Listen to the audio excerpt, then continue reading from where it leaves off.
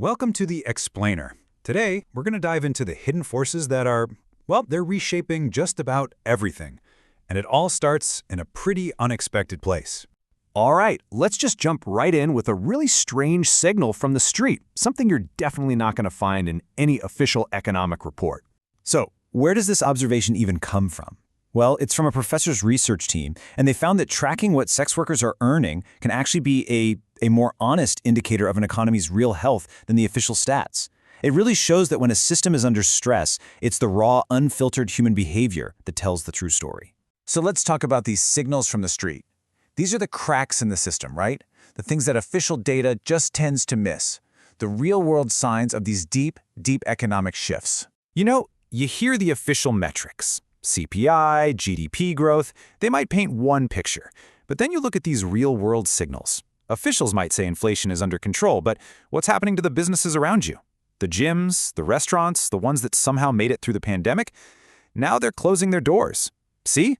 The official numbers tell one story, but the street, it's telling a different, and frankly, a much harsher one. And here's another really fascinating, if kinda unconventional indicator, the so-called beauty index.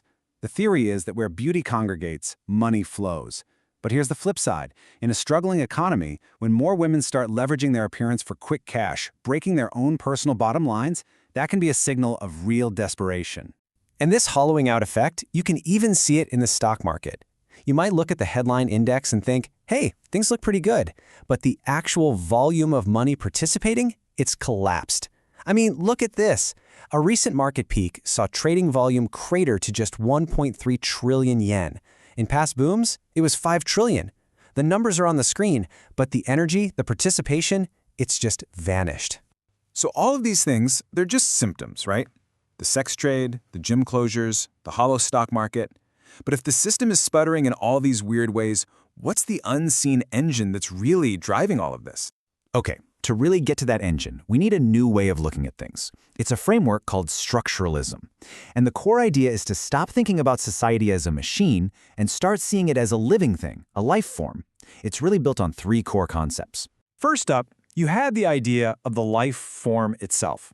And this isn't just some cute metaphor. In this view, any ordered structure, whether it's you as an individual or an entire nation, is a system that has to actively go out, seize resources, and convert them into energy just to keep itself going. And what's the main goal of this life form? It's simple, and it's pretty brutal. Survival. That's it.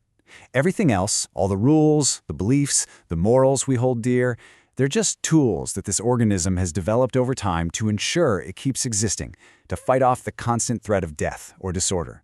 So how does it survive? Well, a society's ability to do that depends on increasing what's called its density. Now, this isn't just about how many people there are. It's a measure of its total complexity. Its population, its technology, what they call mechanical density, and its information. Increasing this density is what allows the whole social structure to upgrade and evolve. There's this really dark parable from the source material that just perfectly illustrates this ruthless logic of survival. Imagine a father-son grave-robbing team. The son goes down into the tomb for the treasure, and the father holds the rope up top. The analysis says this is the only model that could have possibly survived through time.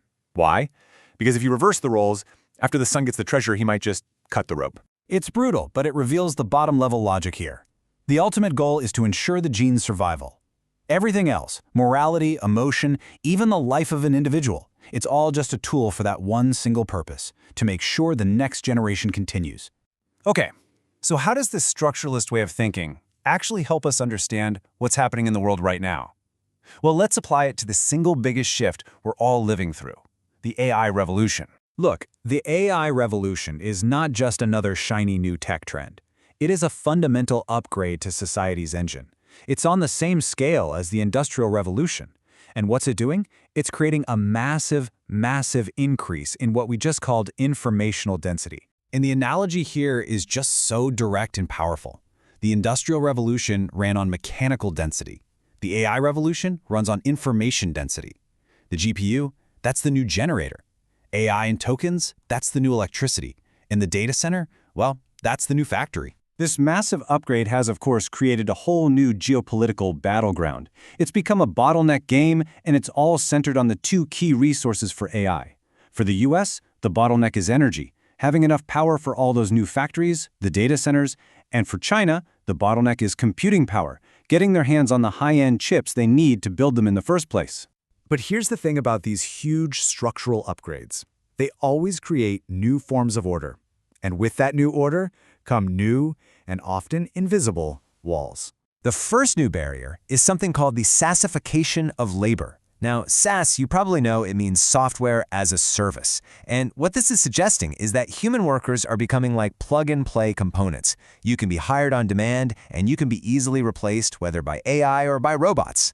And this naturally leads to a major split in society. You're going to have these super efficient tech companies driven by AI and robotics with incredibly low human labor costs. And then you'll have the expensive human companies that still rely on traditional human labor, which, over time, becomes a kind of luxury good. It's creating a whole new kind of economic segregation. And this quote, it just makes that abstract idea of class barriers feel incredibly real. That brutal survival logic we talked about, here it is again.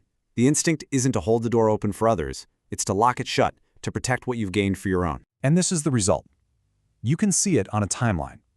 In the past, there are these established paths for upward mobility.